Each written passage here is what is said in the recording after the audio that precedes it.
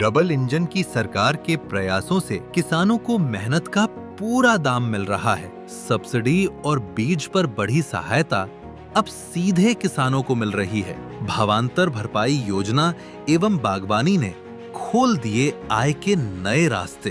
देश के यशस्वी प्रधानमंत्री आदरणीय मोदी जी के नेतृत्व में ऐसी नीतियां बनाई हैं जिनसे किसानों की आय लगातार बढ़े। ये हमारी सरकार मोदी जी के नेतृत्व में डबल इंजन की सरकार चल रही है कि हमारा किसान सशक्त हो, मजबूत हो और उसको लेकर के हमारी नीतियां लगातार उनकी आय बढ़ाने के लिए काम कर रही है। अब गांव की खुशहाली खेतों से झलकती है और किसान क्रेडिट कार्ड की ऋण सीमा 5 लाख कर दी गई, ताकि खेती आसान बने और किसान अपने सपनों को पूरा कर सके। मुख्यमंत्री श्री नायब सिंह सैनी जी के कुशल नेतृत्व में किसान उत्थान के नए अध्याय लिखे गए हैं। जब अन्नदाता मुस्कुराएगा, तभी हरियाणा चमकेगा। हमने कांग्रेस का भी कार्यकाल देखा है और मैंने राज्यसभा में कहा था कि इनके समय तो हमारे पास खाने का अनाज नहीं होता था। PL 480 गेहूं शुरू हुआ था 1954 में, 1970 तक हम लोगों ने लाल गेहूं खाया है और उसी पर हमें ब्लैकमेल किया जाता था, हम गेहूं नहीं देंगे। और आज हम सरप्लस हैं। चावल में चाइना को पछाड़ कर हम नंबर 1 पर हैं। और जब ट्रंप ने एक हमारे ऊपर टैरिफ लगाया, 50% लगा दिया, तो यही लोग वहाँ विरोध को शुरू हो गए। और आज हमने यूरोपियन यूनियन से बात किया, मदर ऑफ ऑल डील हमने UK से किया, न्यूजीलैंड से किया, ऑस्ट्रेलिया से किया और इसके अलावा अमेरिका का जो डील हुआ है, ये सब डील ऐसी है, भारत में इतनी प्रॉस्पेरिटी आएगी कि इसके ये कांग्रेस के लोग ये इसकी कल्पना नहीं कर सकते। दूसरी, ये जो डील हुई है अमेरिका से, उसमें भारत का पक्ष बड़ा साफ था कि हम जहां किसानों का हित होगा वो चीज हम इंपोर्ट नहीं करेंगे, खासकर डेयरी और अनाज। तो डेयरी अनाज के लिए हम लोगों ने मना कर दिया, तो किसान हित सर्वोपरि रहेगा, तो वो हमने किया है।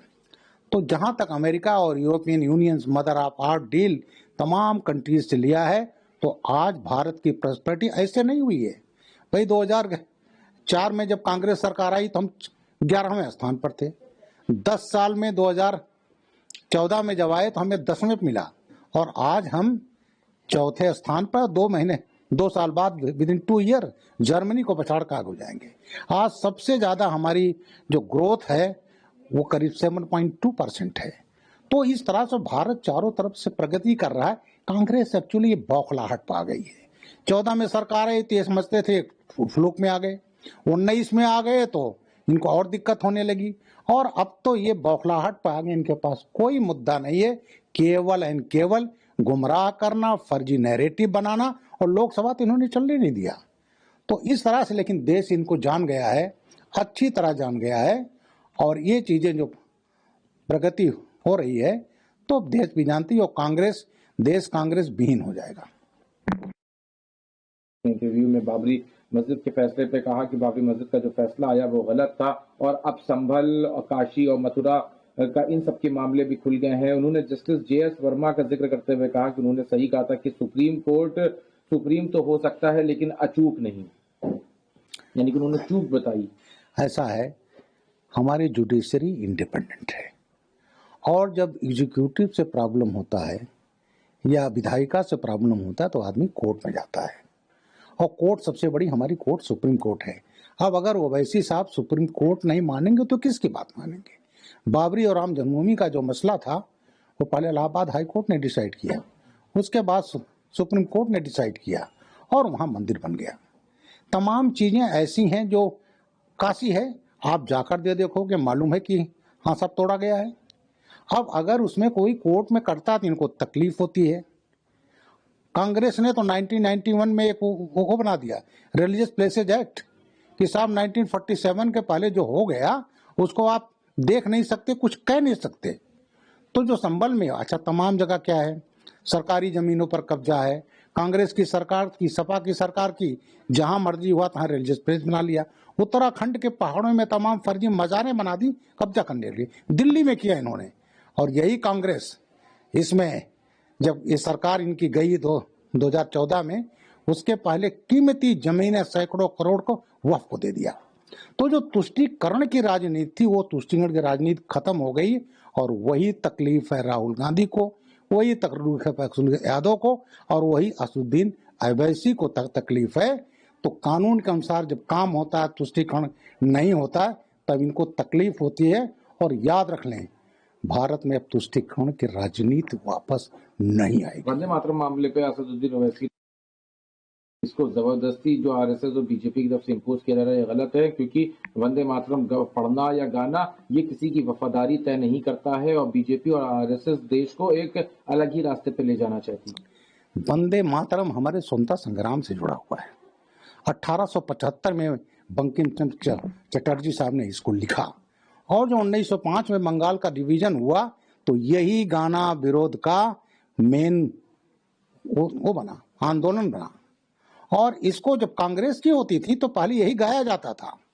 लेकिन 1925 में जब कांग्रेस का अधिवेशन हुआ, तो मौलाना वो थे अली बदर, शौकत अली, मोहम्मद अली साहब कांग्रेस के अध्यक्ष थे। और जैसे गीत शुरू हुआ, पहले कभी कोई दिक्कत नहीं हुई, वैसे वो मंच छोड़कर चले गए, ये तो इस्लाम के खिलाफ है। और कांग्रेस भी चूंकि तुष्टीकरण की राजनीति करती थी, उस पर एक कमेटी बन गई। फिर 1937 में अधिवेशन हुआ, तो केवल उन्होंने जो शुरू के 2 स्टैंजा है उसको करके बाकी निकाल दिया। और जब इसको अडॉप्ट किया गया एज ए राष्ट्रीय गीत, अडॉप्ट किया गया, 26 जनवरी को हुआ था, संविधान लागू हुआ था 2 दिन पहले वो लागू हुआ। और उसके बाद जो मूल हमारे स्वतंत्रता आंदोलन का प्रेरणा स्रोत रहा है, अब उसको सरकार ने कहा है कि नहीं, इसको गाया जाए। अरे हमारा राष्ट्रीय गीत है, राष्ट्रीय गीत में धर्म कहाँ आ गया? तो इसलिए राष्ट्रीय गीत जो इसको कहा गया, स्कूलों में किसी फंक्शन में, राष्ट्रीय फंक्शन में 3 मिनट 10 सेकंड का है, उसको गाना चाहिए। और ये लोग देश प्रथम है, बाकी चीजें बाद में है। सर, मुख्यमंत्री ने कल बयान ये कोई दावा करने लगे कि वो राष्ट्रीय अध्यक्ष है किसी पार्टी का, तो उससे वो नहीं हो जाता। ऐसे ही शंकराचार्य का मामला है, सनातन धर्म की परंपराओं का पालन करके शंकराचार्य बनता, कोई ऐसे दावे से नहीं होता, जिसके ऊपर अखिलेश यादव ने कल बयान भी दिया। उन्होंने बाद में ट्वीट भी किया कि जो उनके कपड़ों को लेके क्या मुख्यमंत्री भी डिसाइड करते हैं कि कौन वो योगी हैं कि नहीं है? ऐसा है, ये हमारी सनातन परंपरा है। शंकराचार्य कैसे होंगे? सभी शंकराचार्य होते हैं, उनकी प्रोसेस है, टेस्ट होता है, विद्वता होता है, उनकी आपस में बात करते हैं, और तब उसके बाद वो शंकराचार्य का चयन होता है। तो ये जो स्वामी जी हैं, इनका तो मामला सुप्रीम कोर्ट में चल रहा है। और माननीय अखिलेश यादव जी जो बड़े हिंदुत्ववादी अपने को बस करने की कोशिश कर रहे हैं शंकराचार्य जी को लेकर के, याद रख लें, इनके पिता श्री माननीय मुलायम सिंह जी ने 7 मई 1990 को शंकराचार्य स्वामी स्वरूपानंद सरस्वती को गिरफ्तार किया था। वो पहला ऐसा था देश में एक शंकराचार्य गिरफ्तार हुए। मुझे अच्छी तरह याद है, मैं उस समय आजमगढ़ में कमांडेंट पीएसी तैनात था। तो शंकराचार्य को गिरफ्तार करने वाले, जिसको स्वामी अवधूतानंद जी अपना गुरु बताते हैं, तो उस समय तो गिरफ्तार किए, कोई दिक्कत नहीं इनको। उनका क्या कसूर था? वो अयोध्या जा रहे थे, क्या वो राम जन्मभूमि नहीं जा सकते थे? दर्शन नहीं कर सकते थे? हनुमानगढ़ी नहीं जा सकते थे? तो इनकी ये हालत थी कि ये स्वामी स्वरूपानंद को समाजवादी पार्टी के सरकार और अखिलेश यादव के पिताजी ने, मुलायम सिंह जी ने, उनको गिरफ्तार कराया था। और ऐसे लोग आज केवल राजनीति कर रहे हैं, इनको शंकराचार्य जी से कोई लेना देना नहीं है।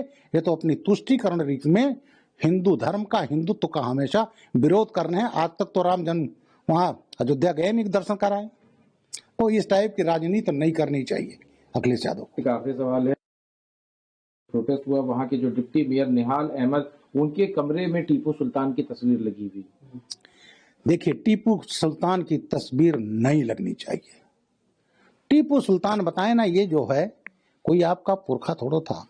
टीपू सुल्तान ने जो कुर्ग एरिया है कत्लेआम किया था, और आज भी लोग कर्नाटक के लोग जानते हैं।